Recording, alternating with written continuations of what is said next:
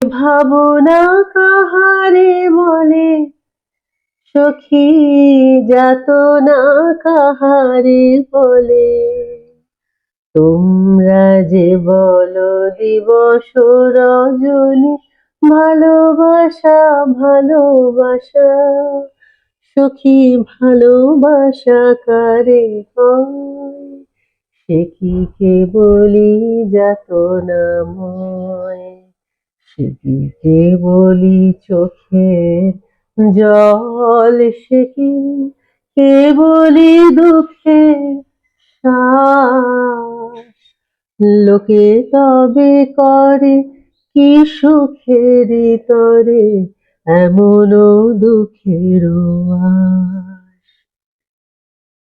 আমার চোখে তো সকলই সফল, সকলই নবীন, সকলই বিমল, সুনীল আকাশ শ্যামল কানন, বিষাদ জোছনা কুসুম কোমল, সকলই আমার মতো তারা, কেবলই হাসে কেবলই গায়, হাসিয়া খেলিয়া মরিতে চায়। না জানে বেদন, না জানে রোদন, না জানে সাধের যাতনা যত, ফুল সে হাসিতে হাসিতে ঝরে, জোছনা হাসিয়া মিলায় যায়। হাসিতে হাসিতে আলোক সাগরে, আকাশের তারা এ আগে কায়। আমার মতন সুখী কে আছে, আয় সখী আয় আমার কাছে, সুখী হৃদয়ের সুখের গান, শুনিয়া তোদের জুড়াবে প্রাণ। প্রতিদিন যদি কাঁদিবি কেবল, একদিন নয় হাসিবি তোরা, একদিন নয় বিষাদ ভুলিয়া, সকলে মিলিয়া গাহিব মোরা। ভাবনা কাহারে বলে, সখী যাতনা কাহারে বলে। তোমরা যে বলো দিবস রজনী, ভালোবাসা ভালোবাসা, সখী ভালোবাসা কারে কয়, সে কি কেবলি যাতনাময়। গুড মর্নিং, আমি Srijato. Welcome back to my channel. তোমরা সবাই কেমন আছো? আমি খুব ভালো আছি। আমার না চোখ থেকে এখনো ঘুমটা যায়নি, মনে হচ্ছে আমি আরো কত ঘুমোতে পারতাম।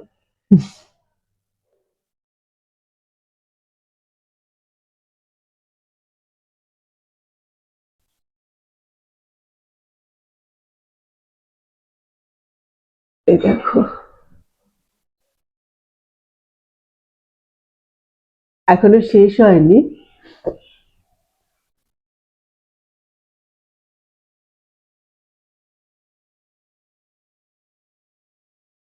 এখনো শেষ হবে, অনেকটাই বাকি আছে। এর মধ্যে কি অ্যাড হবে বলো তো?